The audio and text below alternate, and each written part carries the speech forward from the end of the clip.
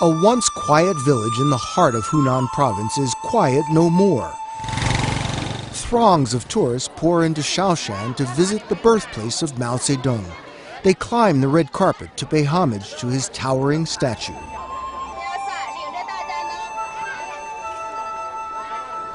Mao Zedong's hometown erected this statue almost 20 years ago when this country was in the early bloom of its great modernization. Now, the communist father of the People's Republic gazes out at a country he never could have imagined. In the shadow of the communist icon, capitalism thrives in all its kitschy glory. Mao statues, Mao pictures, Mao snow globes. Mao generates so much money his once poor village now is well off. Business is better every year, says this statue maker. She could be speaking for her country. In China's business center, Shanghai, the lights grow brighter, the towers taller every year. The economy now is slowing, but it's still the fastest growing in the world. Only the U.S. economy remains larger. Towering over it all are Mao's heirs, the leaders of the Communist Party of China. They meet this week in Beijing to anoint the rulers who will steer this country for the next decade.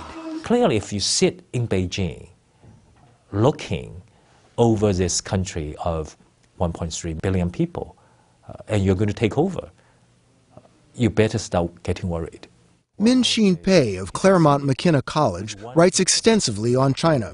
He says the Communist Party made a bargain with the people following the brutal crushing of student protesters on Tiananmen Square 23 years ago. We leave you alone economically, and you leave us alone politically. Let us govern, we let you make money.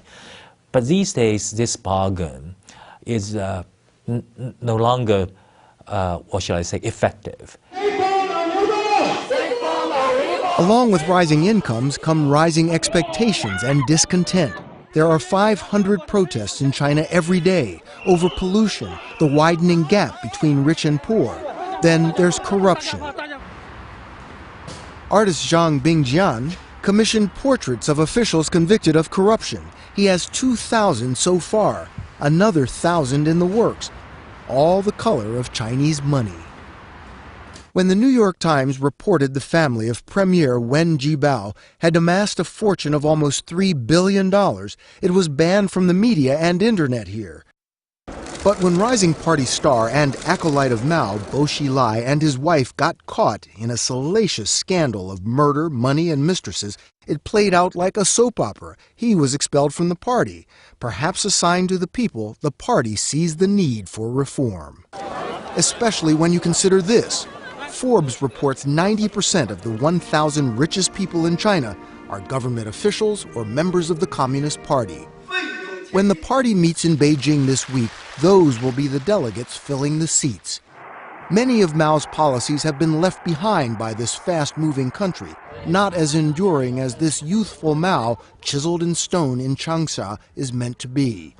Though the young Mao would barely recognize it, the party he founded still rules unchallenged. No one talks of changing that. The government has lost its credibility. So by reforming how the country is run today, the government is going to gain back some of its credibility. And that is a huge asset for the new leadership. And if they don't? God helps them. God help the Chinese people.